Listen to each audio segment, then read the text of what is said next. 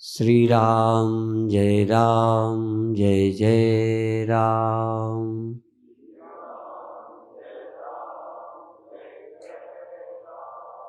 श्री राम जय जय राम।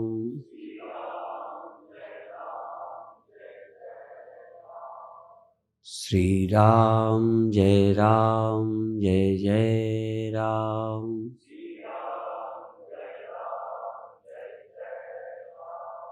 सच्चिदानंद भगवान की, सनातन धर्म की।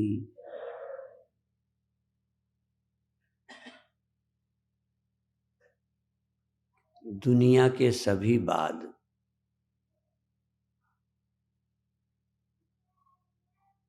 साम्यवाद, पूंजीवाद, धर्मवाद, नास्तिकतावाद, सभी वाद या तो किसी स्वार्थी के पैदा किए हैं और या किसी दयालु करुणा सागर के पैदा किए। साम्यवाद जैसी बात भी शायद किसी करुणा से ही पैदा हुई। कोई भी इच्छा पैदा होती है। एक जीव जंतु दुखी है, कीचड़ में फंसा है, तो निकालने का मन हो जाता है। उससे कोई रिश्ता नहीं हमारा। जिससे रिश्ता है उसको कष्ट से बचाने की इच्छा तो बोलो सबको ही होती है। अपने प्रिय को, अपने पुत्र को, अपने पति को, अपनी पत्नी को दुख में फंसे का, बीमारी में फंसे का इलाज कौन नहीं कराता। तुम्हें खुद तकलीफ हो, बीमार हो, तो उस बीमारी को ठीक करने की कोशिश क्यों आप करते हैं? अपने पर भी तो रहम करते हो। अपने पर करते हो, अपनों पर करते हो। पर ऐसा भी देखा गया है, कोई जीव जंतु कष्ट में है तो उस कष्ट से बचाने की इच्छा कई बार नास्तिकों में भी होती है, जिसका कोई रिश्ता नहीं। एक भैंस के घाव था और कौवा उसे नोच रहा था। गाय नहीं, भैंस। तो कौवा जब उसके घाव में चोंच मारता था तो हमें देखा नहीं गया, उसके ऊपर कपड़ा डाल दिया। एक जगह मध्य प्रदेश में झाबुआ और उसी के पास एक और शहर है, वहां हम गए वनवासियों में। तो एक भक्त के घर ठहरे थे, उसमें शीशा बड़ा सारा लगा था, बड़ा शीशा। एक चिड़िया विंडो से आती, खिड़की से वहां बैठती, चोंचे मारती, फिर जाती, फिर आती, फिर जाती, फिर। मैं तमाशा लगभग 1 घंटे नहीं, कई घंटे मैंने भी देखा। रात को छोड़कर दिन में कब वो दाना खाती, कब परिवार में जाती, कब समस्या का समाधान करती, उसके बजाय खाना एक समस्या नंबर 2 में हो गई, उसका परिवार नंबर 2 में। वो इस झगड़े में इतनी चिंतित कि सारा इसी को निपटाने में लगी थी। अब देखो, परिवार की समस्या भूल गई, पेट की भूल गई। मैंने देखा जाए फिर आ जाए, जाए फिर आ जाए। बहुत कम जरूरी काम और करती होगी, बस ये गैर जरूरी काम उसकी खोपड़ी पे जरूरी हो गए। गैर जरूरी पर उसके लिए जरूरी हो गए। चोंचे मारना मुझे नहीं देखा गया। मैंने घर वालों से कहा कि भाई ये चिड़िया परेशान रहती है। इतना मैं नहीं जानता, मैं सर्वज्ञ नहीं हूं कि वो उस चिड़िया से प्यार करती थी शीशे वाली से या नफरत करती थी। पर वो कभी कभी शीशे के बैक में जाकर देखती, बड़ा शीशा, फिर सामने आती तो घर वालों ने उसके ऊपर बड़ा लंबा कपड़ा डाल दिया। तब भी वो आती, देखती, उसको ये लगा कि वो चिड़िया को छिपाया गया है, उसका अस्तित्व तो उसके ख्याल में है और जरूर वहीं छिपी है, तो दिख नहीं रही, फिर भी है, ये उसकी बुद्धि में है। ऐसा आपको लगेगा जैसा चिड़िया को लगता है?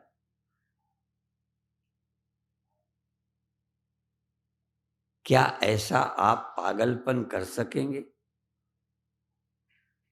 शीशा डालने पर उसकी झंझट मिट जानी चाहिए थी, नहीं दिखता, बात खत्म। पर न दिखने से उसके अंदर ये प्रश्न और उठा कि छिपाया गया है, शरारत की गई है, उसकी रक्षा की गई, या मेरे प्यारे को मुझसे मिलने नहीं दिया जा रहा। प्यारा होगा तो मिलने नहीं दिया गया, दुश्मन होगा तो निपटने नहीं दिया गया, किसी ने बाधा डाली, वो तब भी आना बंद नहीं होगा। फिर मैं पूछूंगा कि ऐसा आप कभी करेंगे? क्यों नहीं करेंगे? शीशा वैसे ही, छाया पड़ने का नियम वैसे ही, आंखें वैसे ही, दिखाई वैसे ही पड़ता है, सिर्फ आपके समझने में और उसके समझने में फर्क है। ये जगत सबके लिए एक जैसा ही है। सब जागते हैं, सबको जगत दिखता है, सब सोते हैं, जगत नहीं दिखता है। सबके लगभग लगभग प्रत्यक्ष अनुभूतियां एक जैसी हैं। फिर भी ईश्वर की चर्चा, वेदांत की चर्चा, कथा किस लिए? हमारा शरीर वैसे ही बूढ़ा होगा, जगने सोने के नियम अब भी वैसे ही हैं। हम साधु न बनते, ईश्वर न मानते, गुरु न बनाते, तब भी सब ऐसे ही होता था। अब भी तुम्हारी समझ में मेरे में कोई फर्क नहीं पड़ा। साधु बना, वैसे ही शरीर हो रहा है, वैसे ही जगना सोना हो रहा है, वैसे ही भूख प्यास हो रही है। हमें क्या मिला? यदि चिड़िया को, सपोज कल्पना करो, यदि चिड़िया को मनुष्य जैसी समझ हम दे पाते तो न कपड़ा ढांकने की जरूरत, न शीशा हटाने की जरूरत, समस्या का समाधान आप ही हो गया। मन होता आ जाती, देख जाती, अपना चुनती खाती।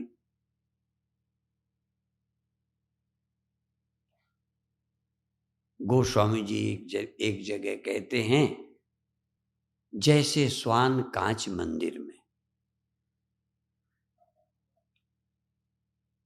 जैसे श्वान कांच मंदिर में भ्रम बस भूख मर्यो, अपन को आपन ही विसर्यो।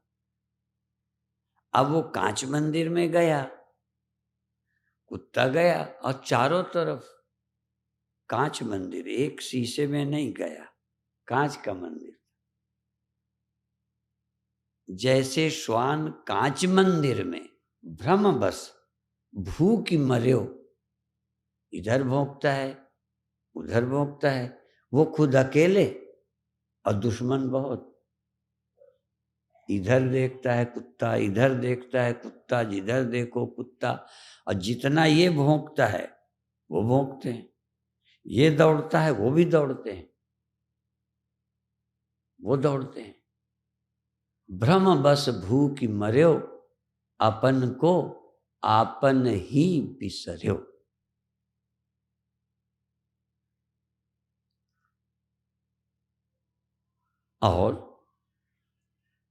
और भी लिखते हैं, नलनी को सुभटा, ये तोता नलिनी को एक बांस की पुंगी एक रस्सी में डाल दी, तार में अंदर डाल दी। अब उसमें तोता आया और ज्यों बैठा त्यों ही वो घूम गई। अब पंजा पकड़ के पंजे से उसको पकड़े लटका है,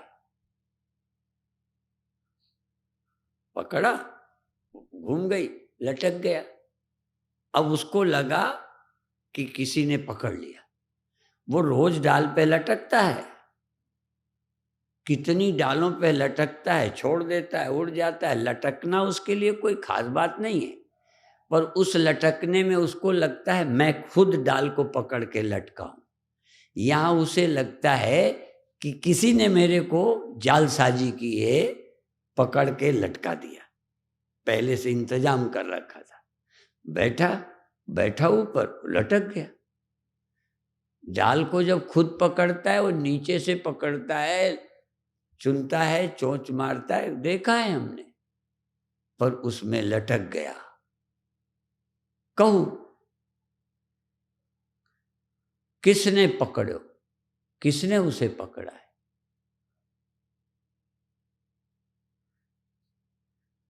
यह जीवन इसी तरह है। क्यों सत्संग करें, क्यों भगवान की याद करें? ये सामान्य रूप में जो हमारी समझ है, इससे मुक्ति मिल जाए। हम दुनिया को नहीं बदलेंगे, समझ बदलने का इतना बड़ा फर्क है कि कुछ पूछो मत। अब मैं जानबूझकर नास्तिकों को पहले कहा कि नास्तिक भी आदमी को दुख से बचाना चाहता है, आदमी का समय बचाकर अच्छे काम में लगाना चाहता है। कई लोग मुक्ति के लिए भजन करते हैं, मुक्ति के लिए काम धंधा छोड़ के तीर्थ यात्रा करते हैं, मुक्ति के लिए मंदिर जाते हैं, मुक्ति के लिए लगभग ज्यादा समय लगाते हैं रोटी से ज्यादा। कई लोग तो रोटी में सारा समय लगाते हैं, बिल्डिंग में लगाते हैं, दुनिया में लगाते हैं, पर ऐसे लोग भी बहुत हैं। कई लोग तो बुढ़ापे का सारा समय तीर्थवास करते हैं। किस लिए? शांति के लिए, मुक्ति के लिए। तो कई करुणा सागर नास्तिकों को ये लगा कि देखो, रोटी खाने का नहीं, भजन में बैठा है, कपड़े ठीक नहीं, तीर्थ यात्रा कर रहा है, जमीन बेच रहा है और ठिकाना है नहीं, काम में जाता नहीं, निर्धनता भोग रहा है और बैठा है भजन में। बहुत लोगों को नास्तिकों ने देखा कि समय इनका बर्बाद हो रहा है और जरूरी चीजों के बिना दुखी हैं। उनको लगा धन की कमी से दुखी हैं, स्वास्थ्य की कमी से दुखी हैं, कपड़े की कमी से दुखी हैं, और जितना समय कमाई में देना चाहिए नहीं देते, और जो थोड़ा बहुत कर भी ली वो तीर्थ यात्रा में खर्च कराते हैं। विचारों को दया आई, उन्होंने कहा बेकार का पागलपन है, कहीं कोई ईश्वर नहीं है, कहीं कोई धर्म नहीं है। खूब कमाओ, धनी बनो, सुविधा में रहो, गरीबी से मुक्त हो जाओ। गरीबी कष्ट है, कष्ट है ना गरीबी। इसीलिए बहुत सारी राजनीतियां धर्म को अफीम कहती है।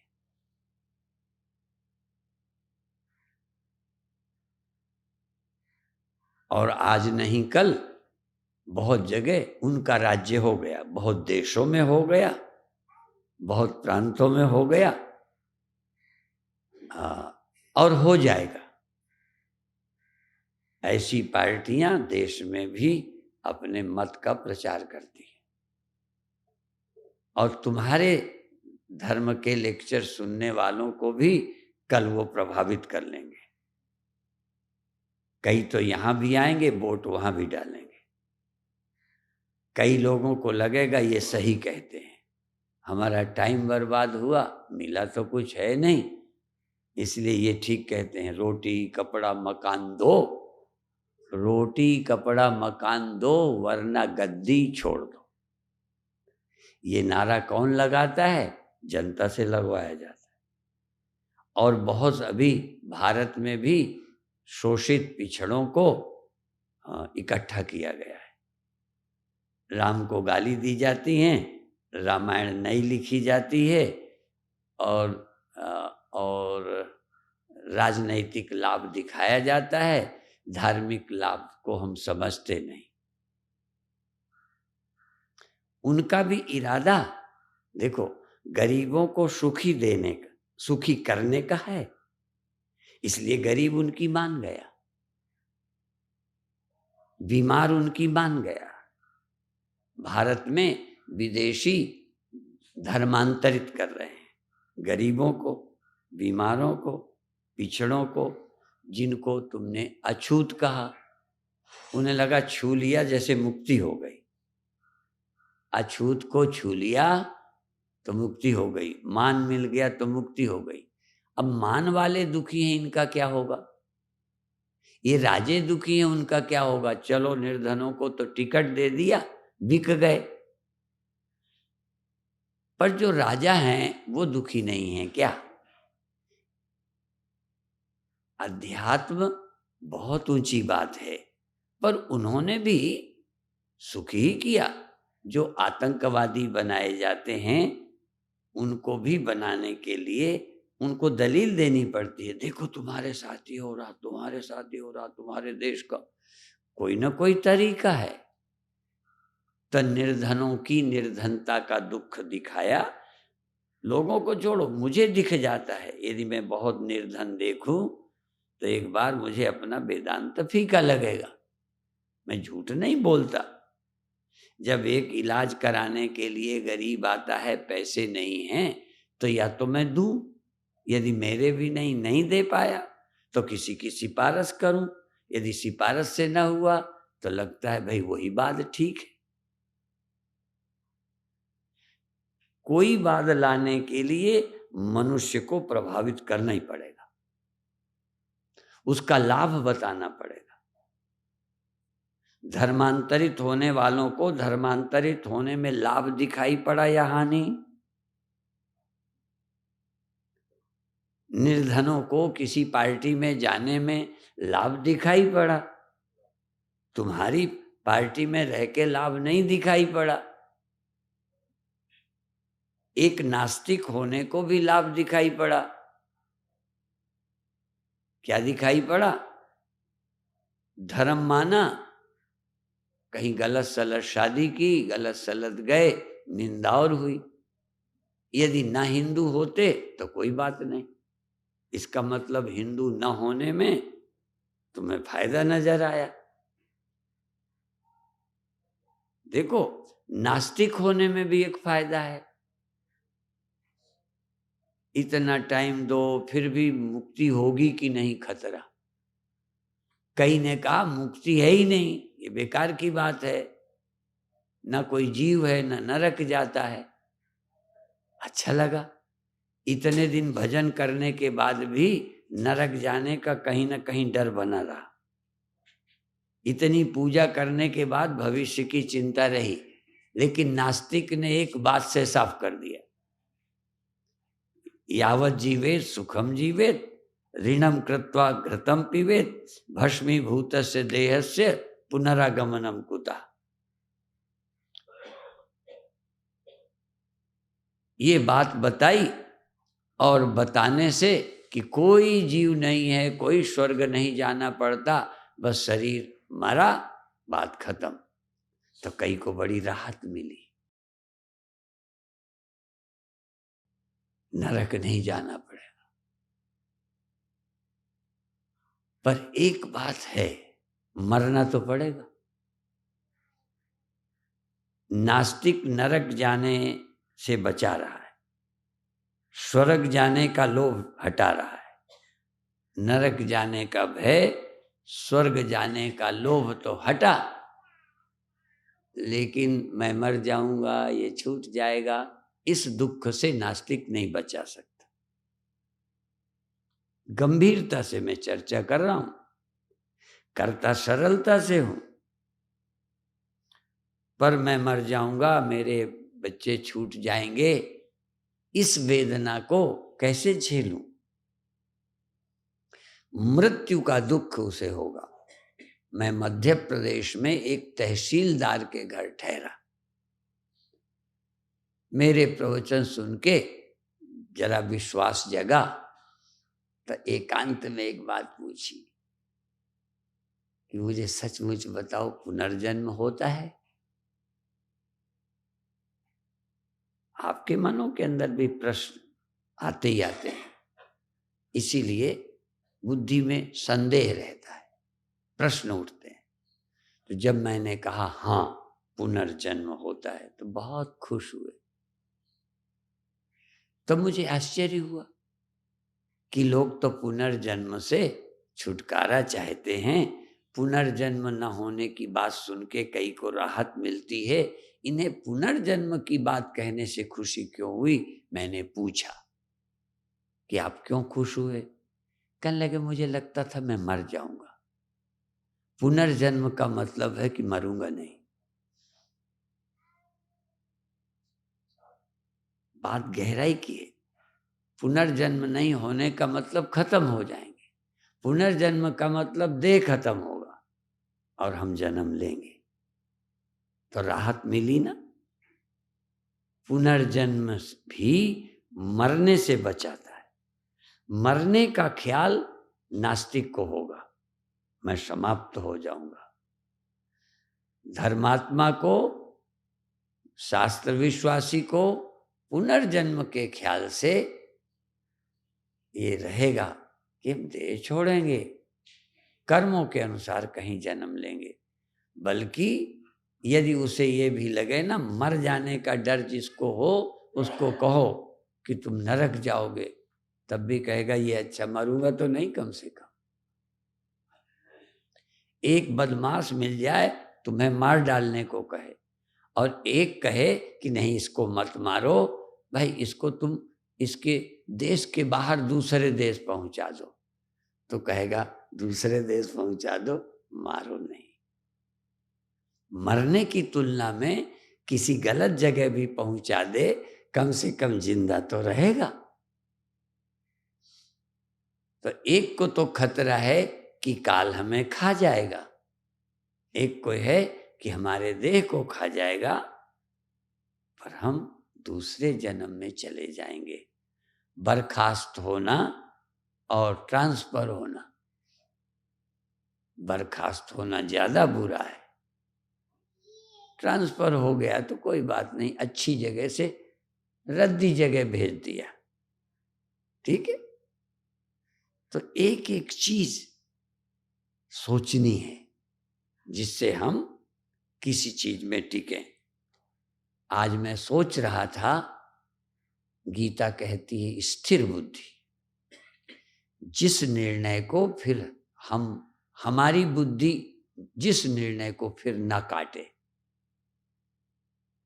जिस निर्णय में परिवर्तन ना हो, उसको दृढ़ बुद्धि, स्थिर बुद्धि, स्थित प्रज्ञ कहते हैं। जिस बुद्धि में कंपन न रहे, दुविधा न रहे। जैसे परीक्षा देते समय किस डिवीजन पास होऊंगा कि नहीं पास होऊंगा, ये दुविधा है, रहती है।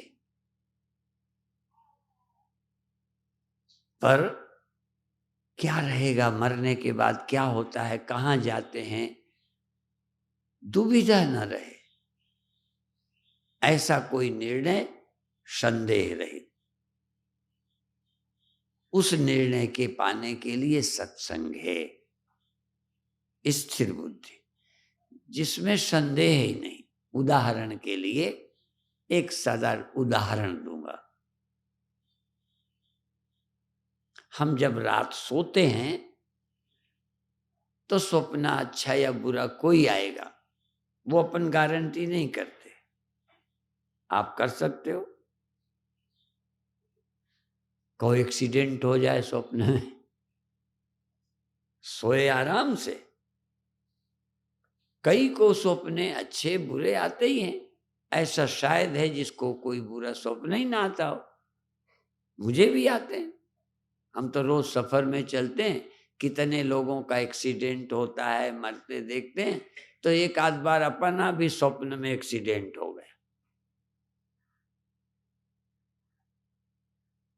गया, क्या करें। तो एक्सीडेंट हो गया, एक आध बार और कुछ हो गया। बचपन में पानी में डूब गए, बचपन में सांप मिलता, मारते थे तो भग जाता था, फिर वो बदला लेता, बड़ी बेचैनी होती। कितने दुख के सपने हुए, पर अभी तक हमने सोना बंद नहीं किया।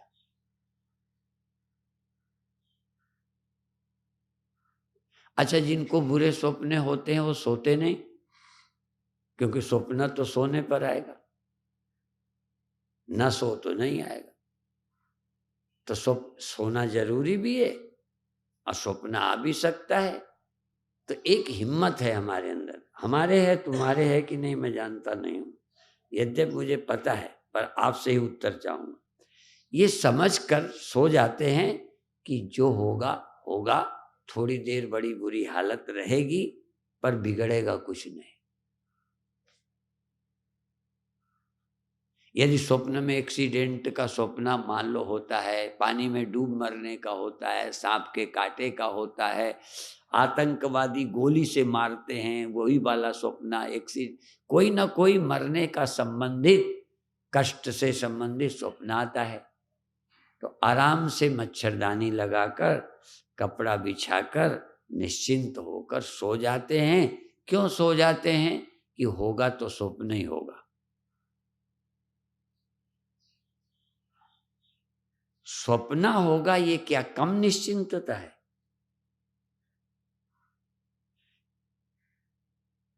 स्वप्ने की मौत स्वप्न थी, इसलिए कोई नहीं हो, ना हो तो अच्छा। हम भी चाहते हैं बुरा स्वप्न ना हो, लेकिन हो जाए तो भी परवाह नहीं है।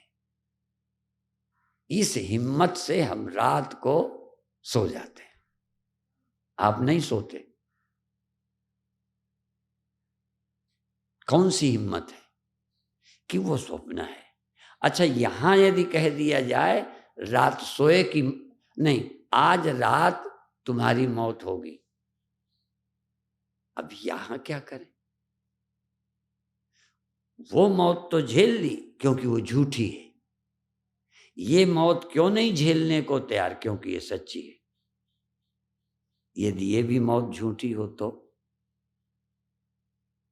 ये जीवत्व से, पुनर्जन्म से यह बात क्लियर हो जाती है कि यह मौत भी सच्ची नहीं है, देहांतर है। तथा देहांतर प्राप्तिर धीरस्तत्र न मुह्यति। धीर माने बुद्धिमान, धीरस्तत्र न मुह्यति। कौमारम यौवनम जरा तथा देहांतर प्राप्ति। जैसे बचपन आके गया, जवानी आके गई, बुढ़ापा आके जाएगा। तो जैसे बचपन गया जवानी दे गया, जवानी गई बुढ़ापा दे गई। अब बुढ़ापा जाएगा तो क्या करेगा?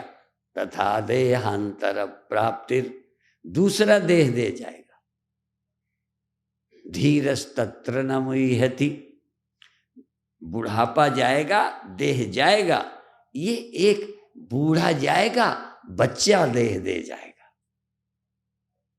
चाहे बकरी का दे जाए, चाहे कुत्ता का दे जाए, चाहे गधा का दे जाए, देह दे जाएगा, मैं मरूंगा नहीं।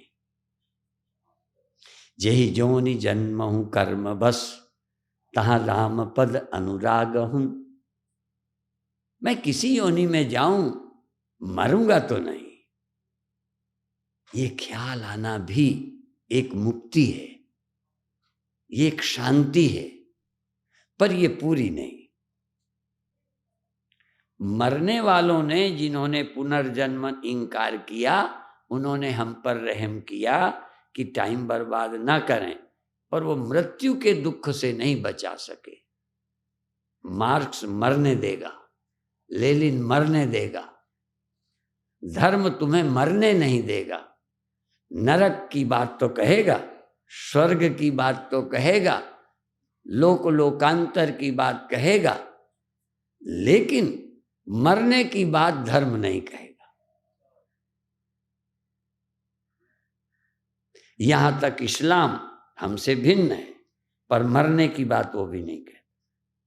वो होता है मृत्यु के बाद कब्र में रूहें सोई रहेंगी।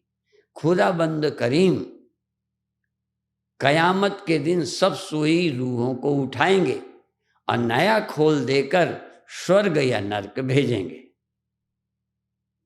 इस्लाम भी मरने की बात स्वीकार नहीं करता, क्रिश्चियनिटी भी मरने की बात स्वीकार नहीं करती। मरने की बात सिर्फ नास्तिक स्वीकारता है।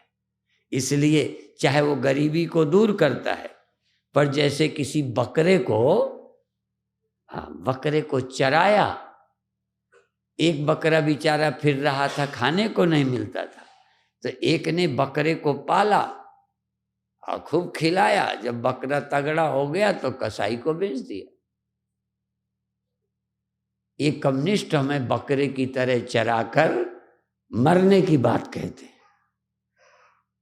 हम गरीब तो रखा, चारा नहीं दे पाए, पर हत्या नहीं की।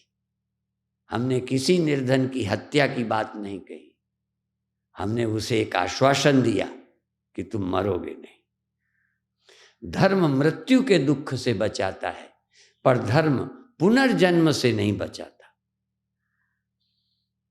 आपने अखबार में पढ़ा होगा, एक पेज आता है कई अखबारों में, उसमें लिखा होता है धर्म और अध्यात्म। उसकी हेडलाइन जो होती है धर्म और अध्यात्म। तो हम क्या बताना चाहते हैं? धर्म अलग है, अध्यात्म अलग है। रिलीजन अलग है, रिलीजन इस्लाम भी है, रिलीजन क्रिश्चियनिटी भी है, रिलीजन हिंदू भी है, रिलीजन बहुत हैं, लेकिन ये अध्यात्म नहीं है। अध्यात्म में तो रिलीजन में धर्मो न चार्थो, धर्मो न चार्थो कामो न मोक्षस, धर्मो न चार्थो कामो न मोक्षस, चिदानंद रूप शिवोहम शिवो। अध्यात्म में धर्म भी नहीं। ब्रह्मचारी गृहस्थ ये धर्म है। गृहस्थी का धर्म और है, ब्रह्मचारी का और है। ये समझ में आता है कि नहीं? यद्यपि ये दोनों हिंदू हैं, ब्रह्मचारी भी हिंदू, गृहस्थ भी हिंदू और वानप्रस्थ भी हिंदू। ये तो हिंदू धर्म, पर हिंदू धर्म में भी अलग अलग धर्म है। जैसे ब्राह्मण का धर्म और क्षत्रिय का धर्म, और दोनों क्या है? हिंदू। जो क्षत्रिय का धर्म है वो ब्राह्मण का है क्या? जो गृहस्थ का है वो ब्रह्मचारी का है क्या? ब्रह्मचारी का धर्म और गृहस्थ का धर्म और सन्यासी का धर्म और बनी का, वानप्रस्थी का, भिक्षुक का धर्म अलग। धर्म अलग है। इसलिए ब्रह्मचारी को ब्रह्मचारी रहना है, गृहस्थ को पतिव्रत पत्नी व्रत, एक पत्नी व्रत एक पतिव्रत का पालन करना है। ये ग्रही का धर्म है, ब्रह्मचारी का एक नहीं। ठीक है, धर्म है। पर अध्यात्म क्या है? अध्यात्म है न मैं देव, अध्यात्म है न मैं जीव हूं, दूसरा जन्म भी मुझे पसंद नहीं, मृत्यु पसंद नहीं, इसलिए धर्म, और पुनर्जन्म नरक स्वर्ग पसंद नहीं, इसलिए मोक्ष। मोक्ष का मतलब जन्म मरण भी मुझे पसंद नहीं। यद्यपि कई लोग ये भी कहते हैं, मैं सब मतों की पुष्टि करता हूं,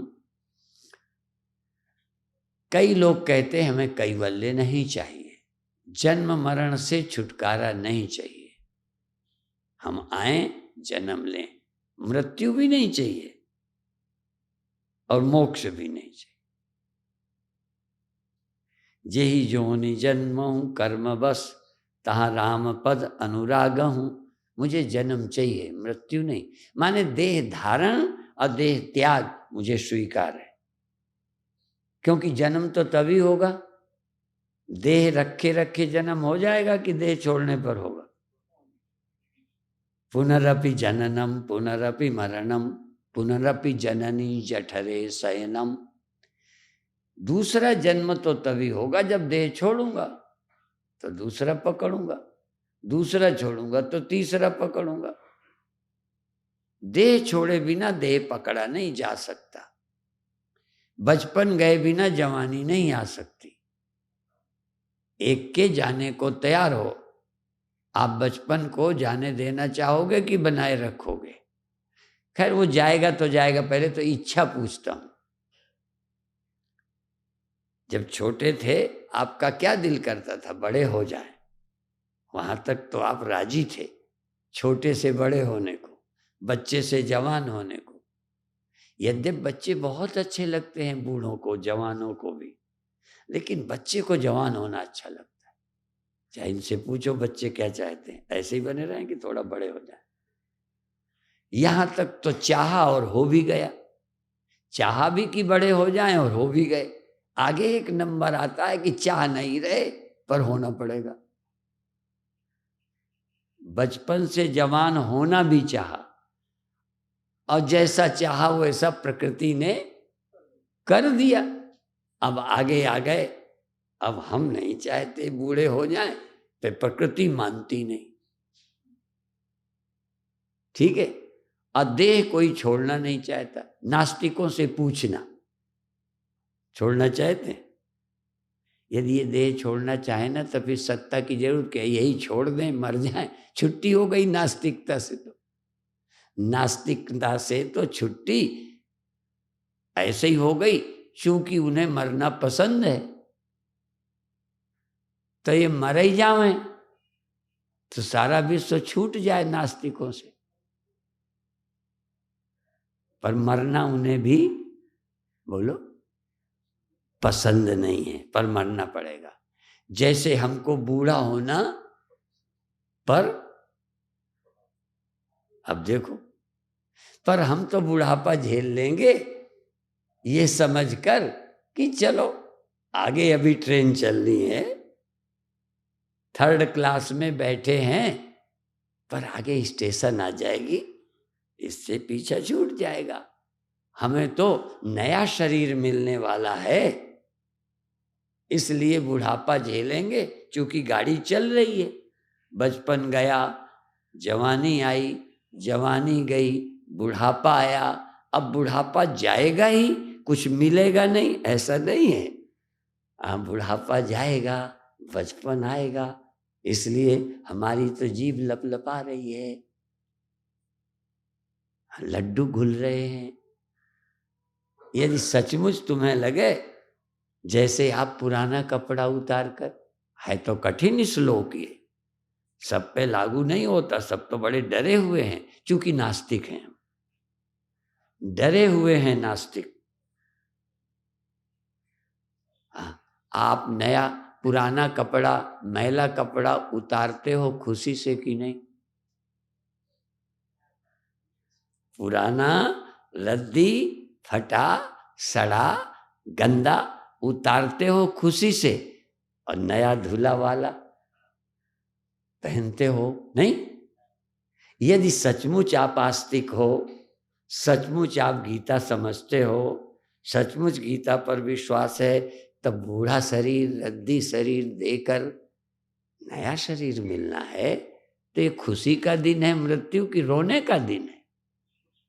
और भगवान ने ही कहा, वाशांसि जीर्णानि यथा विहाय नवानि गृह्णाति नरो पराणि तथा शरीराणि विहाय जीर्णान अन्यानि संयाति नवानि देहि। ये गीता कहती है। गीता कहती है या भगवान कहते हैं, या भगवान कहते हैं या ऋषि मुनि कहते हैं, या ऋषि मुनि कहते हैं या हमारी वैदिक संस्कृति कहती है। हमारी संस्कृति ने हमें दुखी होने की बात नहीं बताई। कहते विश्वास करो, श्रद्धा करो तो शरीर छोड़ना खुशी की बात है। बहुत देशभक्तों ने कहा मैं गुलाम देश में मरकर आजाद देश में पैदा होने जा रहा हूं। माने मैं शरीर छोड़ूंगा गुलाम देश में, लेकिन जब तक मैं आऊंगा देह धारण करूंगा तब तक देश ये आजाद होगा। ये हमारे, तो ये सोचिए, कोई धर्म हमको मरना नहीं स्वीकार करता, पर पुनर्जन्म स्वीकार करता है। पर ये बार बार जन्म मृत्यु का दुख झेलें, इसके लिए क्या करें?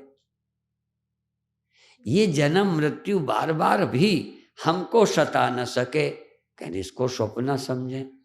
बार बार स्वप्न में क्या क्या नहीं होता, नहीं होता तो क्यों झेलते हो? स्वप्ने झेल रहे हो कि नहीं? हम तो झेल रहे हैं, खुशी से झेलते हैं हम स्वप्न। कम पसंद आते हैं बुरे, अच्छे स्वप्ने पसंद आते, फिर भी हम सोते रोज हैं। जो आए होगा, जो होगा देखा जाएगा। कोई स्वप्न हो जाए हम राजी हैं। इस बल से, किस बल से राजी हैं? जैसे गांधी जी कहते थे मुझे आत्मबल, हमको सत्य का बल है कि स्वप्न स्वप्न ही होता है, कितना सच्चा लगे पर स्वप्न ही होता है। सत्य तो ये है जो स्वप्नों से बिगड़ता नहीं। स्वप्नों से ये नहीं बिगड़ता, स्वप्न ही बिगड़ता है। थोड़ी देर की बुद्धि का है, जागे ज्यों का त्यों मिलेगा। ऐसे ही ब्रह्मज्ञानी को, आत्मज्ञानी को, तत्ववेत्ता को लगता है कि वृत्ति दुख, वृत्ति का दुख और सुख, लाभ और हानि, मान और अपमान, जय और पराजय, ये ख्याल मात्र, इन्फिनिटी सुपीरिटी, छोटा बड़ा ख्याल है। मैं न छोटा हूं न बड़ा हूं, न जन्मता हूं न मरता हूं, न आता हूं न जाता हूं, न भिकारी हूं। सुख दुख का मुझ में ख्याल मात्र है। ख्याल दुख है, ख्याल सुख है। मेरे में तो दुख सुख का स्पर्श नहीं है, मैं वो चैतन्य हूं। इसलिए ब्रह्मज्ञानी सदा निर्लेप, जैसे जल में कमल अलेप। ये आत्मा सुख दुख में लिप्त नहीं होती, सुखी नहीं होती, दुखी नहीं होती। सुखी दुखी तो ये बुद्धि है, ये वृत्ति है। और ये वृत्ति क्यों बनती है? अज्ञान से ऐसी धारणा बन रखी है। जब मेरी बुद्धि स्थित प्रज्ञ होगी, मेरी बुद्धि विचलित ना हो, इसलिए गुरुणापि न विचाल्यते, भगवान कहते हैं कठिन से कठिन दुख में बुद्धि विचलित नहीं होती, या बुद्धि में भ्रम नहीं होता। जन्म मरण होगा। परीक्षित का देह त्याग हुआ, परीक्षित को सर्प ने काटा, पर परीक्षित की बुद्धि मृत्यु को प्राप्त नहीं। बुद्धि, आत्मा तो प्राप्त होती नहीं, पर आत्मा तो मूर्ख की भी नहीं मरेगी। जरा ध्यान रखो, स्वप्न में जब हमने मरना देखा तब सचमुच मरे थे क्या? पर क्या हुआ? तो बुद्धि में मरना आ गया था। जागे तो बुद्धि में बचना आया। बचते हम बुद्धि के सहारे हैं, मरते भी बुद्धि के सहारे। देख रखा, इसलिए ध्यायतो विषयान पुंसः संगस्तेषु उपजायते, संगात संजायते कामः, कामात् क्रोधो विजायते, क्रोधात् भवति सम्मोहः, सम्मोहात् स्मृति विभ्रमः, स्मृति भ्रंशात् बुद्धिनाशो, बुद्धिनाशात् प्रणश्यति। बुद्धि का मिट जाना, बुद्धि का मरना, मैं मर गया हूं ये आना, मैं मर जाऊंगा ये किस में आता है? बुद्धि में। स्वप्न में लाभ हानि किस में आए थे? बुद्धि में। जागे तो किस में नहीं आए?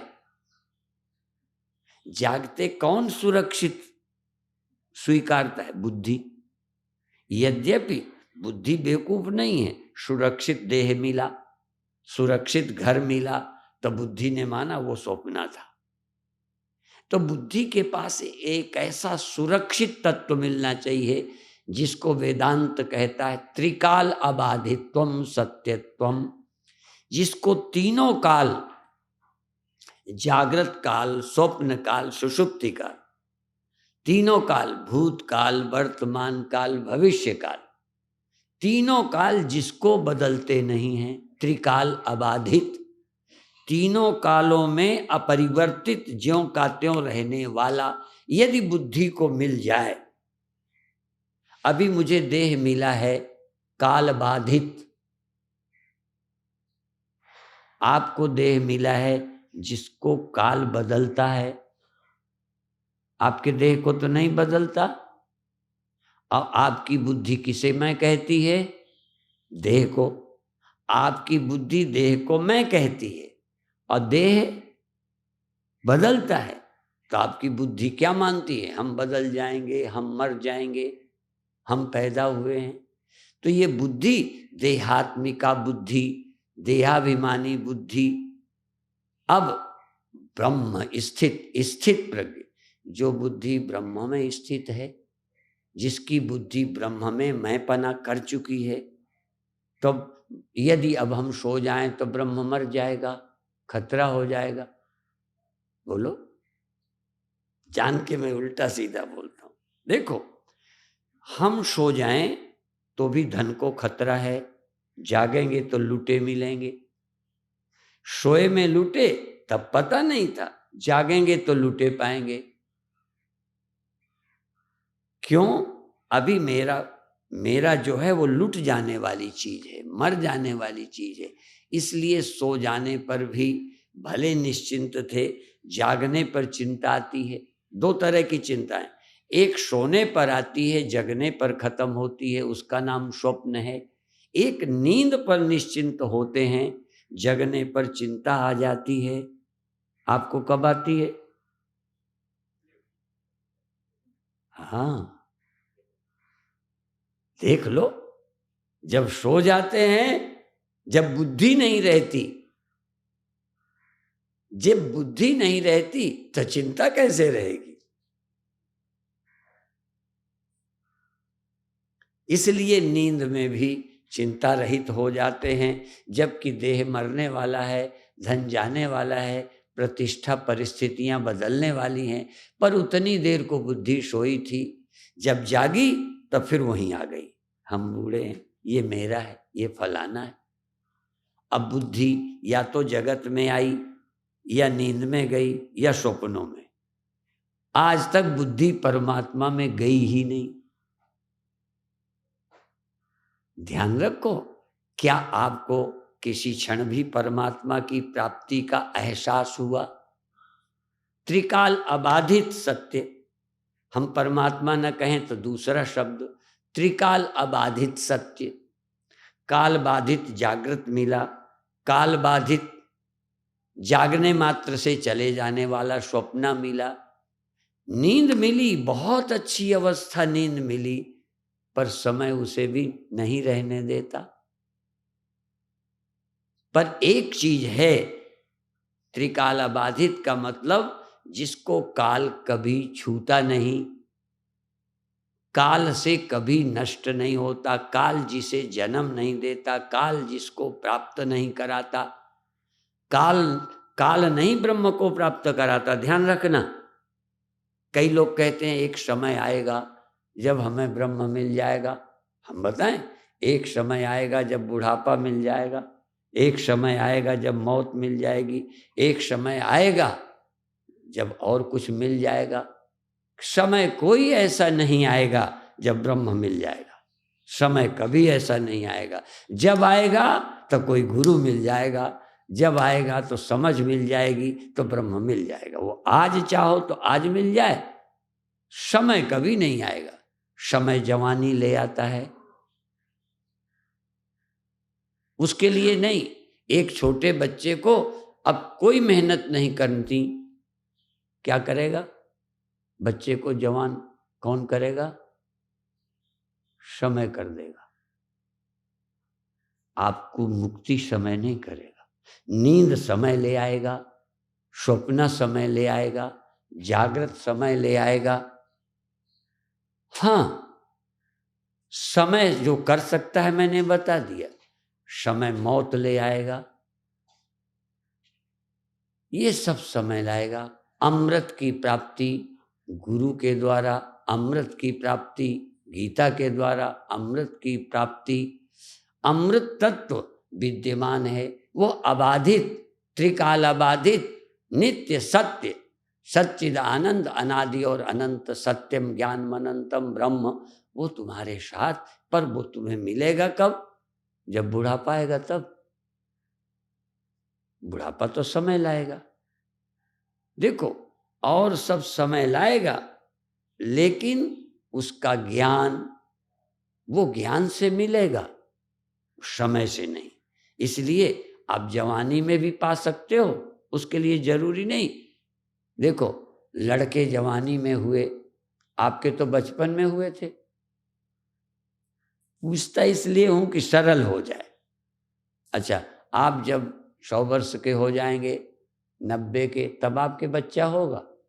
इसलिए लोग चिंता करते हैं, कहते हैं स्वामी जी 15 साल हो गए, 18, कोई संतान नहीं हुई। अब चिंता की बात है, 18 तक नहीं हुई, अब बड़ा मुश्किल है, इसलिए चिंता है। और दशरथ के कोई संतान नहीं, जब नहीं हुई चिंता हुई। भय ग्लानि मोरे सुत नाही, बूढ़ा हो गया हूं, ये कान के पास के बाल सफेद होने लगे हैं, अब आशा नहीं है। तब फिर क्या किया? पुत्रेष्ट यज्ञ किया, अभी चांस है। देखो, तो कुछ चीजें समय पे हुई, बचपन में नहीं, बुढ़ापे में संतान नहीं हुई, वो समय के कारण, समय निकल गया गया। लेकिन मुक्ति बुढ़ापे में भी हो सकती है, मुक्ति जवानी में भी हो सकती है, मुक्ति बचपन में भी हो सकती है। अर्थात उसके लिए समय की प्रतीक्षा नहीं है। बच्चा पाने, अच्छा शादी करने का समय आएगा।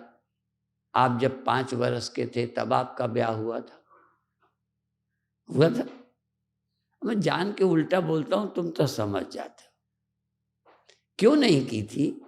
शादी लायक नहीं थे। समय तुमको शादी लायक बनाएगा। और काम सब समय करता है, और समय पे होते हैं। ठीक, एक काम है जिसमें समय के लिए मत बैठो। इसलिए यह याद रखो, काल ही जो न तरे भवसागर, नर समाज अस्पाय, शोकृत निंदक मंदमति, आत्म हन गति जाय। काल ही, कर्म ही, ईश्वर ही, मिथ्या दोष लगाए। ईश्वर नहीं मिला, ये ईश्वर की गलती है। भाई तुमको नहीं मिल रहा, वर्षा नहीं आई, कभी कभी ज्यादा आई, इसमें तो हो सकता है तुम्हारी गलती ना हो। समय पे फसल नहीं बीज पाए, तुम्हारी गलती। एक बात मैं मानता हूं कि काल को ईश्वर दोष देना, आप दुखी हैं, तर नहीं पाए, समय को दोष मत देना। बचपन में पुत्र नहीं हुआ तो उसमें तुम्हारी गलती नहीं है, समय। बुढ़ापे में नहीं हुआ, समय। तो भव सागर से मुक्त नहीं हुए, समय के कारण, ईश्वर के कारण। जो न तरह भव सागर, नर समाज अस पाए, शोकृत निंदक मंदमति, आत्म हन गति जाए। और ओ काल को, कर्म को, हमारे कर्म ठीक नहीं, कर्म ठीक नहीं है तो स्वास्थ्य बिगड़ा होगा। तुम्हारा प्रारब्ध खोटा है, प्रारब्ध ठीक नहीं है, संतान नहीं हुई, कर्म के। लेकिन तुमको परमात्मा नहीं मिला, वो कर्म के अधीन नहीं, वो समय के अधीन नहीं। हाँ, वो तो प्राप्त, उसको तो आप तैयार हो जाएं, आप राजी नहीं हैं, बस इसके लिए नहीं मिला। इसलिए किसी पर दोष मत देना, मिथ्या दोष लगाए, झूठा इल्जाम नहीं लगाना, ईश्वर की कृपा नहीं है। ईश्वर की कृपा नहीं होती तो मनुष्य शरीर क्यों मिलता? ईश्वर की तो कृपा है, जिस दिन कबहू के कर करुणा नर देही, देत ईश बिन हेत सनेही। परमात्मा ने मनुष्य देह दिया, इसका मतलब तुमको अपने भजन के लिए, अपने जानने के लिए प्रमाण पत्र दे दिया। तुम्हें तो भेज दिया है, सनद सर्टिफिकेट दे के भेजा, जाओ तुम मुझे खोज लेना। अब तुम नहीं खोजो, अब समय की क्या गलती है? तुम सोचोगे जवानी में नहीं मिलेगा, बुढ़ापे में नहीं, बुढ़ापे में संतान नहीं मिलेगी, कई काम ऐसे हैं, लेकिन परमात्मा जब चाहो तब मिल सकता है। तुम राजी हो जाओ, तुम्हारी अंदर से, अंतरात्मा से गहरे मन से तुम चाह लो।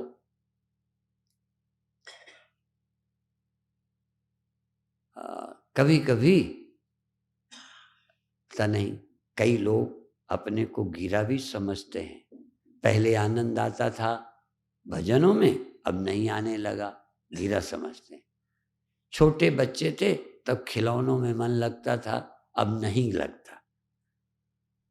उन खिलौनों में नहीं लगता जिससे बचपन में लग जाता था। तो ऊंचे हो गए कि गिर गए? जब बच्चे थे, कम समझ थी, तो खिलौनों में मन लगता था। अब समझदार हो गए, खिलौनों में नहीं लगता। अब हमारा सत्य परमात्मा में लगेगा, सत्य परमात्मा की याद में लगेगा। क्यों? जिस याद से जन्म मरण झूठा हो जाए, जन्म मरण का दुख जाए, उसकी याद से, जिसकी याद से ही, जिसकी याद ही जन्म मृत्यु का दुख हटाती है। अब देखो, घड़े का जन्म, घड़े की मृत्यु, घड़े के जन्म मृत्यु का दुख किसकी याद से जाएगा? मान लो वहां तो अकल नहीं है, याद व्याद तो करेगा नहीं। उदाहरण भर दे रहे हैं कि घड़े को मरने का डर है, तो स्वामी परमानंद की याद करे, अच्छा इस दीवाल की याद करे तो उसका मर न जाएगा। पहाड़ की याद करे ना, घड़े का जन्म मरण, वहीं रहने वाली जो मिट्टी है वहीं रहती है, उसकी याद करे, उसको खोजे। जब उसको खोजेगी, खोजेगा घड़ा मिट्टी, तो देखो कितनी मिट्टी कितना घड़ा, 50% मिट्टी 50% घड़ा है। 100%, 100% मिट्टी घड़े में है, और घड़ा 1% नहीं, सिर्फ दिखता है, लगता है, तो मरेगा कौन? पर आंख से है, उपयोगी है, लगता है, आम समझ को भी लगता है घड़ा है, पर एक और समझ है। एक है समझ घड़े की, एक समझ है तत्व की, मिट्टी की। इसलिए समझ दो है, व्यवहारिक समझ और पारमार्थिक समझ, समझ दो है। व्यवहारिक समझ से ये सब ठीक है, सब सही है, सत्य है। पारमार्थिक समझ से देखें तो ये सब कुछ भी नहीं, एक ही। इसलिए उमा कहूं मैं, अनुभव अपना। एक तो लोगों का अनुभव है, उमा कहे, शंकर भगवान क्या कहते हैं? उमा कहूं मैं अनुभव अपना, मैं अपना अनुभव कहूं, लोगों का अनुभव कहूं तो लोगों को तो ये क्या क्या है। पर उमा कहूं मैं अनुभव अपना, सत हरि भजन जगत सब सफल। परमात्मा का स्मरण सच कल्याणकारी, जन्म मरण दुख को हटाने वाला परमात्मा का स्मरण भजन और सब स्वप्न है। परमात्मा के जानने से, त्रिकाल जानने से संपूर्ण काल बाधित हो जाता है, बाध हो जाता है। बाध का मतलब दिखते हुए नहीं रहता, इसका नाम बाधित है। फर्क है वेदांत मत में और वैष्णव मत में। पर जन्म मरण के दुख का नाश दोनों से होता है, चिंता का नाश दोनों से होता है। उभय हरय भव संभव खेदा, सगुण अगुण नहीं कछु भेदा। भक्ति मार्ग में, ज्ञान मार्ग में कोई भेद नहीं है, केवल पद थोड़ा सा सिद्धांत भेद है, पर जन्म मृत्यु का ख्याल दोनों में जाता है, मृत्यु बंधन दोनों में जाता है। अब अंत में एक नास्तिकता की बात बता दें फिर से। कई लोग पाप पुण्य करने की इच्छा रखते हैं, काम से नहीं बचते, तो पाप मानने में कॉम्प्लेक्स रहता है। तो जो लोग पाप पुण्य की अवधारणा, नास्तिक नहीं मानता। नास्तिक कानून तो थोड़ा मानता है, पाप पुण्य नहीं मानता। पर जिन जिन लोगों ने पाप माना, जैन, बौद्ध और इस्लाम, क्रिश्चियन, हिंदू, सब पाप पुण्य मानते हैं। तो जब पाप पुण्य मानते हैं तो पाप पुण्य तो कॉम्प्लेक्स पैदा करता है, तो उससे छुटकारा कैसे दें? तो कहते हैं ये कर लो। ईसाई क्या मानते हैं? जाके पादरी से जाके बता दो, जाके वो माफ कर देगा। जो 7 दिन इकट्ठे करो नहीं, क्योंकि करोगे। एक ने कहा प्रकृति करती है, तुम नहीं करते। ये देखो एक सिद्धांत, वो ऐसे छुट्टी पाता है क्योंकि कुछ न कुछ। और हमारे वैष्णव संत भाई अपने को कहते हैं हम पापी हैं, हम ऐसे हैं। अगर तुम इसके जिम्मेदार, तुम ठेकेदार, तुम जानो। यदि तुम नहीं हमें तारोगे तो तुम्हारी जाएगी, हमारी क्या जाएगी? अब कोई भी पाप को अपने सिर पे लादे नहीं रखना चाहता, तो वैष्णवों को पाप की ग्रंथि के नाश का भी कई कवियों ने कहा कि अजब है दावा, क्या दावा, अजब है दावा इन पापियों का, अजीब जिद पर अकड़ रहे हैं, मचल रहे हैं। क्या करते हैं? कहन हम तो पाप करने वाले, तुम पाप हरने वाले, देखते हैं तुम जीतोगे कि हम। क्या मतलब कि यदि तुम ना हारे तो तुम कमजोर। हम कपड़ा गंदा करने वाले, धोबी साफ करने वाला, देखते हैं कौन जीतता है। यदि नहीं साफ कर पाया तो धोबी कमजोर। यदि हमारे पापों को नहीं काट किया, पापों को मुक्त नहीं किया, मुक्ति नहीं दी, तो भगवान कमजोर। इसलिए भगवान सर्वसमर्थ हैं, वो निश्चिंतता का रास्ता। पापियों ने क्या कहा? पाप पुण्य है ही कोई नहीं, सब बकवास है। वो भी निश्चिंतता दे रहे हैं अलग अलग तरीके से। कोई कहा गंगा नहायाओ, कोई कहा मंदिर में जाके मत्था टेकाओ, कोई कहेगा इतने ब्राह्मण खिला दो, कोई कहेगा चीटियाँ चुना दो। बस जो तुमने पाप किया है वैसे कट जाएगा आसानी से। और ज्ञानी क्या कहता है? प्रकृते क्रियमाणानि गुणै कर्माणि सर्वसा। ये सब प्रकृति के कर्म हैं, तेरे है ही नहीं। नान्यम गुणेभ्यः कर्तारम यदा दृष्टानुपश्यति गुणेभ्यश्च परम वेत्ति मदभावम शोधिगच्छति। अब ये सारी दवाइयाँ नास्तिक से लगाकर धार्मिक और ज्ञानी और भक्त सब तुमको मुक्त करना चाहते हैं, निश्चिंत करना चाहते हैं हानि लाभ से।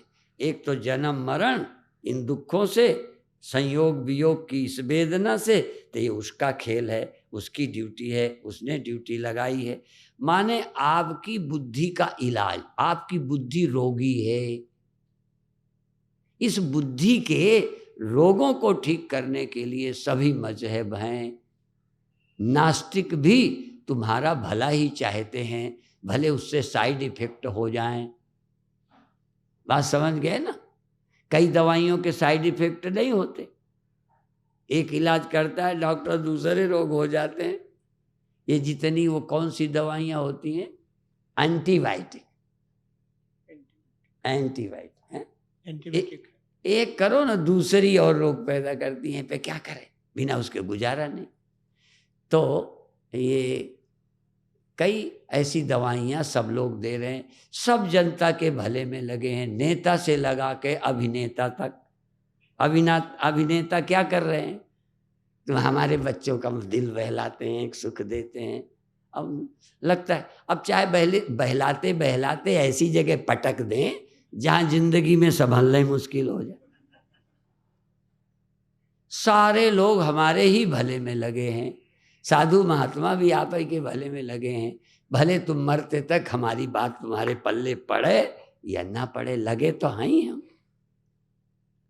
पर क्या उद्देश्य है हमारा? अब देखो, जैसे रोटी कमाने वाले रोटी की चिंता करते हैं, बिजनेसमैन, चाहे तुम्हारे को जहर बेचना पड़े, व्यापारी जहर भी बेचता है, ऐसी चीजें बेचता है, पर उसकी दुकान चलनी चाहिए। कई बार हरें शिष्य धन, शोक न हरई, सो गुरु घोर, नरक में परई। अच्छा, ये जो व्यापारी हैं, मान लो नरक जाए पे ठगना बंद करेंगे? कहते जो होगा देखेंगे, अभी तो दुकान चलाने दो। तो गुरुवई के धंधे वाले भी बहुत लोग हैं कि आपको तारने की बात कहकर आपसे अपनी अपन दुकान चला रहे हैं। असल में तो तुम्हारी टेंशन, तुम्हारी नासमझी, तुम्हारे नरक स्वर्ग के ख्याल, जन्म मृत्यु का जाल, जिसकी याद से कट जाए उसकी याद दिलाना काम है गुरु का। पर ये गोस्वामी जी ने भी कह दिया, कोई हमारी लिखी चौपाई नहीं है। हरे शिष्य धन, शोक न हरई, सो गुरु घोर, नरक में परई। इसका मतलब तब भी ऐसे गुरु थे, अर्थात इसमें भी धोखाधड़ी चलती है। अच्छा ये बताओ, बहुत पूर्ण डॉक्टर ही इलाज करते हैं कि कम योग्य डॉक्टर भी इलाज करते हैं? और यदि कम योग्य, कम सुविधा वाले डॉक्टर न होते तो सबको वहां ले चलो, कलकत्ता ले जाओ, बंबई ले जाओ, विदेश ले जाओ। क्यों? यदि सब बराबर है। इसका मतलब हर आदमी को तो अपनी जीविका चलानी ही है, मान पाना ही है। हमें भी तो मान अच्छा लगता है, तो कैसे मिलेगा? जब हम अपनी दुकान चलाएंगे तभी मान मिलेगा। ऐसे तुम फ्री में थोड़ी दे दोगे। तो कोई ना कोई आपके मतलब की, और कम्युनिज्म में हम कैसे जाएंगे? वो कोई लाभ बताएगा। किसी पार्टी में वोट क्यों डालोगे? वो अपने लाभ बताएगा, दूसरे के नुकसान बताएगा। तो हम भी दूसरे मजहब के नुकसान, अपने मजहब के फायदे बताएंगे, अपने ज्ञान के फायदे, दूसरों के नुकसान बताएंगे। वो कहेगा क्या ज्ञान ज्ञान के चक्कर में पड़े हो, सीधे से भगवान का नाम लो, बात खत्म। पर हम क्या कहना चाहते हैं? भाई जो दवा फायदा कर जाए वो राख भी दवा है, और ना फायदा करे तो दवा भी राख है। फायदा तो होना चाहिए। आप मुक्त हो जाओ, निश्चिंत हो जाओ, निर्द्वंद हो जाओ और मौज मस्ती में रहो, ये लक्ष्य है। जब तुम तरने की भी टेंशन, अब क्या होगा स्वामी जी, लो हमने तो सोचा था यहाँ के टेंशन खत्म होगी, हमने एक टेंशन और बढ़ा दी। कम से कम दुनियादार लोग तो तरने की परवाह नहीं करके मौज में थे। इसलिए कबीर साहब ने क्या कहा? सुखिया सब संसार, हाँ, सुखिया सब संसार, खावे और सोवे। खूब मनमानी करते हैं, चैन से सो जाते हैं, कोई धर्म नहीं, कोई अधर्म नहीं। सुखिया सब संसार, खावे और सोवे, दुखिया दास कबीर, जागे और रोवे। सत्संग भी करें, रोवे भी, गुरु भी बनावे, झंझट भी, धर्म को भी माने और स्यापा भी। क्या मतलब? तो क्या हम धर्म की शरण इसलिए आए हैं कि हम उनसे भी ज्यादा दुखी रहें? मानो फंग लुच्चों से। हम भगवान की शरण आए, गुरुओं की शरण आए, तो इनसे तो ज्यादा निश्चिंत हमें होना चाहिए। तुम रो, हम क्यों रोएं? इसलिए कबीर साहब की बात बड़ी याद रखने लायक है कि दुखी सुखिया सब संसार, खावे और सोवे, दुखिया दास कबीर जागे और रोवे। फिर एक बात और कह दें कि शुरू में जब जागे तो थोड़ा रोना आया, हमने ये गलती की वो, फिर और जागे, नींद खुलती गई, फिर ऐसी नींद खुली कि सारा स्वप्न ही मिट गया। उस सत्य में निवास किया तो काल भी अब दुखी नहीं कर सकता। काल के माथे पग धरूं, उसी कबीर की वाणी है, काल के माथे पग धरूं सतगुरु के उपदेश। सतगुरु के उपदेश से काल का भी डर न रहा। जो कालो कर काल भयंकर, सुमिरत जाहि शारदा शंकर। जिसकी याद, आहा, जो कालों का काल है, जो काल को भी खा जाता है, उसकी याद करे तो फिर शंकर मुक्त हो जाता है। सुमिरत जाहि शारदा शंकर। ये सब दुखों से छूटने के लिए ही महाकाल की, कालातीत की, शिव की, राम की याद करते हैं, क्योंकि उसकी याद करते न तन ही रहा न मन ही रहा, बाजीगर वाला खेल खत्म हो गया। अपने सतगुरु की महिमा कहाँ लग कहूँ, ये दुई वाला दाग खत्म हो गया। ये सारा द्वैत प्रपंच बाधित हो गया, अबाधित सत्य का बोध हो गया, या उसी की लीला जगत में दिखने लगी।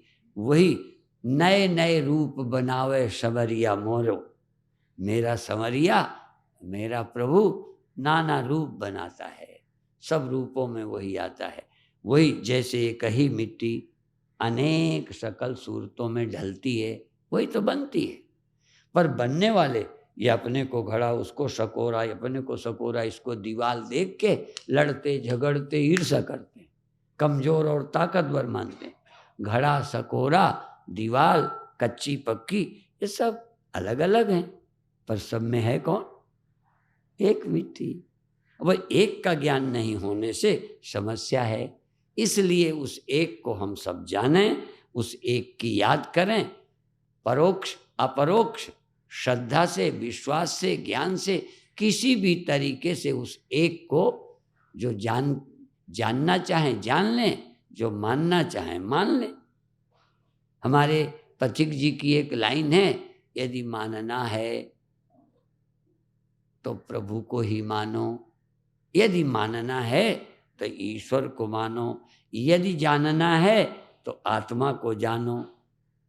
हम बस जानना है तो आत्मा को जान लो, मानना है तो ईश्वर को मान लो। और ज़्यादा हो तो परमात्मा और आत्मा में फर्क क्या है, ये अधिष्ठान का विचार कर लो, जीवन धन्य हो जाएगा। असल में महामंत्र किसी तरह हम इस दुनिया में मस्त होके जिएं, निश्चिंत होके जिएं, उसका गुणगान गाते जिएं, झूमते हुए जिएं। ये हो जाएगा कि वो हो जाएगा कि वो हो जाएगा, इस हानि लाभ की चिंता छोड़ें। और यदि हानि लाभ भी मन में आए तो ये भी ध्यान रखें कि ये है तो मन में लगेगा, थोड़ी देर लगा, जैसे स्वप्न, थोड़ी देर लगा, नींद फिर खुल गई, फिर लगा, फिर खुल गई। ये क्षण भर में दुनिया कुछ मन को प्रभावित करती है। इस मन को भी समझो, ये मन बेचे सतगुरु के पास, मन को सतगुरु के पास बेच दे या राम की शरण में दे दे, हाँ दान कर दे, ये लो ये तुम्हारा है। कई लोग जिनके लड़के शरारती हैं ना, वो हमसे क्या कहते, महाराज इसको ले जाओ। मैंने कहने ये बहुत शरारती है, मैंने शरारती वाला तुम ले जाओ, अच्छे वाला हम अपने पास रखेंगे। तो भाई ये जो गड़बड़ वाला मन है वो भगवान को दे दो, आप ठीक करते रहेंगे, ये उनकी जिम्मेदारी है। तुम्हारे बस का नहीं है शरारती लड़के को ठीक करना, ये तो उन्हीं के पास दो। क्योंकि उसको ठीक करने की साइकोलॉजी चाहिए।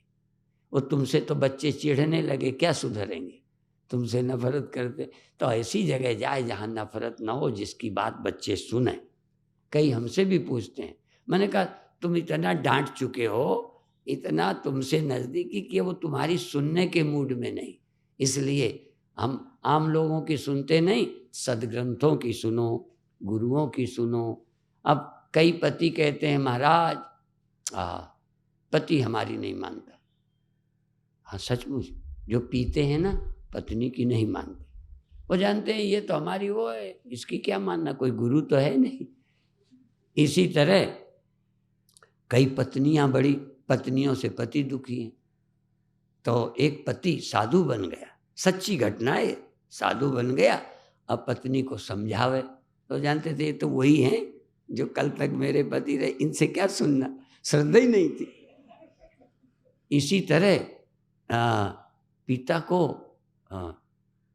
को पहले राम से ज्ञान थोड़ा हुआ। राम वहाँ जन्मे, दुनिया सुनेगी, बाप नहीं सुनता बेटों से। ये साइकोलॉजिकल रहता है। और बाप से बेटे भी ज़्यादातर नहीं सुनते, इसलिए सुधारने के लिए अलग ही एक दफ्तर है वो संतों का, वहाँ जाना चाहिए, सुनना चाहिए, तो धीरे धीरे असर। और बहुत छोटे से जो साधु के पास रहते हैं उनको भी जब आए थे तब उन्हें ज्ञान चाहिए नहीं था, रोटी चाहिए था, पढ़ने की जगह चाहिए था, मिल गई। अब रहते रहते उन्हें हक की लड़ाई, गुरुजी मेरे को ये नहीं देते, उसको ये देते हैं लोग। जैसे भाई भाई का चलता है, तो गुरुओं के यहाँ भी ज़्यादा देर नहीं रहना चाहिए। जब ज़रूरत हो तब जाओ, बिना ज़रूरत के रहोगे तो बुराई देखोगे, कुछ और देखोगे। इसलिए जब मुक्ति की ज़रूरत हो तब गुरु के पास आना चाहिए, जब जीवन बदलना हो तब गुरु के पास आना चाहिए, तो बात बनेगी। इतना ही कहकर समाप्त करते हैं।